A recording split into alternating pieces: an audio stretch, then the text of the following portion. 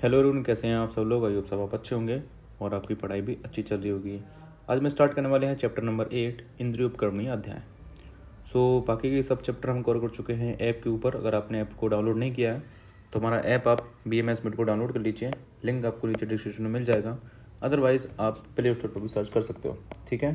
बाकी जो भी हमारे iOS यूज़र हैं उनके लिए आप क्लास+ ऐप को डाउनलोड करिएगा और वहाँ पर आप हमारा जो कोड है KPCRZB, इसको आप एंटर करेंगे तो ऐप ओपन हो जाएगा। चलिए स्टार्ट करते हैं। सबसे पहले ही इम्पोर्टेंट क्वेश्चन आता है पंचक के बारे में। तो आपको मान के चलिए 5 मार्क्स में क्वेश्चन आता है, ठीक है। श्लोक आपको याद रखना है, सिंपल सा है और ये आपको बाद में हेडिंग के फॉर्म में पढ़ना है। ये खलु पंचेंद्रियाणि पंचेंद्रिय द्रव्याणि पंचेंद्रिय अधिष्ठानी पंचेंद्रिय अर्था पंचेंद्रिय बुद्धियो भवन्ति। सबसे पहले पंच में हमारी 5 चीज़ आती हैं। नाम से आपको पता चल जाना चाहिए, पंच कह रहा था यानी 5। तो 5 हमारी इंद्रियां होती हैं, ठीक है। शोध, स्पर्शन, चक्षु, रसन, घ्राणज, ठीक है। 5 इंद्रियों के द्रव्य होते हैं हमारे, ठीक है, जो हमने पढ़े थे पंचमहाभूत, आकाश, वायु, तेज, जल और पृथ्वी। इसके अलावा हमारे 5 होते हैं अधिष्ठान, जहाँ पर जो है इंद्रियां उपस्थित रहती हैं, जैसे कान, त्वचा, नेत्र, जीवा, नासिका।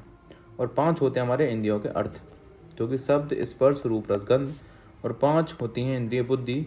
बस आपको केवल जो हमारे विषय हैं उसमें बस आपको बुद्धि ऐड कर देना है। शब्द ज्ञान, स्पर्श ज्ञान बुद्धि, रूप ज्ञान बुद्धि, रस ज्ञान बुद्धि और गंध ज्ञान बुद्धि। तो ये हमारा जस्ट अगर आप इतना याद कर लेते हो अच्छे से तो आपको ईजिली चीज़ें याद हो जाएंगी, पेपर में आप अच्छे से लिख सकते हो, ठीक है। सबसे पहले हम बात करते हैं यहाँ पर, कभी आपसे MCQ आ सकता है कि भाई मन को अतीन्द्रिय क्यों कहा जाता है, ठीक है। तो जो अतीन्द्रिय होता है इसका मीनिंग यहाँ पर क्या बताया हुआ है। एक तो इंद्रियों का अतिक्रमण करके यानी कि इंद्रियों को बांधे रखता है आपस में, ठीक है। और एक हमारा इंद्रियों के अतिरिक्त भी ये कार्य करता है, ठीक है। सोचने समझने की शक्ति होती है मन के अंदर, इसलिए इसको अतीन्द्रिय भी कहा जाता है। कहने की प्रत्येक इंद्रिय का विषय नियत है, जैसे श्रवण का शब्द, त्वचा का स्पर्श, चक्षु का रूप, रसना का रस, घ्राण का गंध। बट मन का विषय नियत नहीं है, वो सबको ग्रहण कर सकता है, ठीक है। मन अपने चिंत्य आदि विषयों के साथ साथ इंद्रिय विषय को भी ग्रहण कर सकता है। जस्ट आपको यहाँ पर रीड आउट करना है, बाकी ऐसा कुछ खास है नहीं यहाँ पे। सेकंड बोलते हैं भाई कि जो हमारा मन है वो केवल एक नहीं है, एक है, अनेक नहीं है, ठीक है। तो देखो यहाँ पर बोला गया है कि एक पुरुष में सत्व अपने चिंत्य, ऊह और आदि भिन्न भिन्न विषयों से, चक्षु आदि के इंद्रियों को नाना रूप आदि विषयों से, संकल्पों से तथा सत्व, रज और तम इन गुणों से अनेक सा दिखाई देता है, यद्यपि वह तात्विक दृष्टि से एक ही है और अणु भी है। तो यहाँ पर हमारा मन क्या है, हमारा एक है और अणु भी है। अब देखो, क्योंकि अणु और एक होने से वह एक ही समय में अनेक विषयों को एक साथ नहीं ग्रहण करता, इसी कारण चक्षु आदि सभी इंद्रियां एक समय में अपने अपने विषयों को एक साथ नहीं ग्रहण कर पाती हैं। कह रहे हैं देखो, मन हमारा क्या है, अणु है, ठीक है, छोटा है, बहुत ही सूक्ष्म है और क्या होता है, एक है। ऐसा नहीं है कि मन एक साथ बहुत सारे कार्य कर ले रहा है। मैंने आपको ये अच्छे तरीके से पढ़ाया था जब मैं पदार्थ विज्ञान पढ़ा रहा था, तो वहाँ पे मैंने आपको अच्छे से इसके बारे में बताया हुआ था, ठीक है। तो जस्ट आपको रीड आउट करना है कि मन, क्वेश्चन इसमें से नहीं आएगा, ठीक है। मेनली पूछा जाएगा तो आपसे पूछा जाएगा इंद्रिय पंचक के बारे में, ठीक है। बाकी ये मन के विषय दे रखे हैं, चिंता, विचार, ऊह, देह और संकल्प।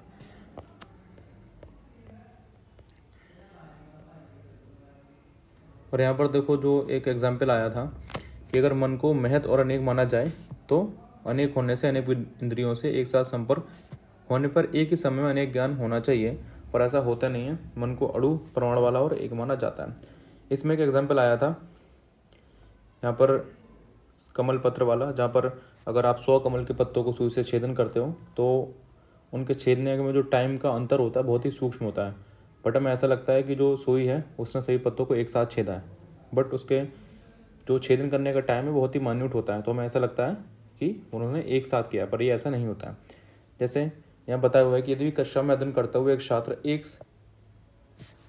अध्यापन सुनता है, समझता और लिखता है, इससे एक काल में अनेक इंद्रिय की प्रवृत्ति देखी जाती है, पर ज्ञान यहाँ समानता होता है।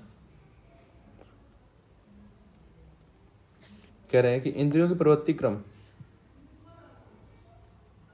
से होती है। यह प्रवृत्ति इतनी शीघ्र होती है कि एक क्रिया से दूसरी क्रिया का व्यवधान ज्ञान नहीं होता। मतलब कह रहे हैं कि भाई प्रोसेस होता है बहुत ही तेज गति से होता है, जिससे हमें पता नहीं चल पाता है कि हम एक ही साथ में हमने अलग अलग विषयों को ग्रहण किया। ऐसा लगता है कि हमने एक ही साथ सब चीज़ें की हुई हैं। ठीक है,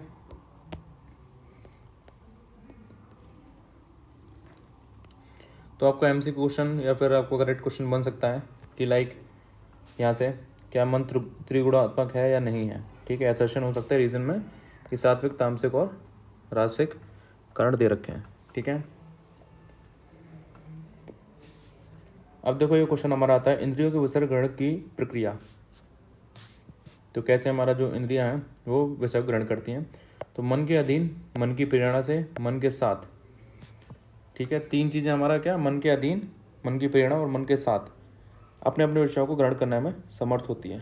ठीक है, जस्ट याद कर लो। देखो इसमें जो इंपॉर्टेंट आएगा बताता जाऊंगा मैं। ठीक है, बाकी आपको सुनना। अब देखो यहाँ पर पंच पंचक का फिर से एक बार आ गया डिटेल में। तो सबसे पहले बात करते हैं 5 ज्ञानेंद्रिया की। तो हम ऊपर श्लोक पढ़ा था। श्लोक अगर आप याद रख सकते तो अच्छी बात है, बाकी नहीं है तो आपको नाम याद होने चाहिए। ठीक है, तत्र चक्षु श्रोत्राम घृणाम घ्राणम रसनम स्पर्शनम मिति पंच इंद्रियाणि।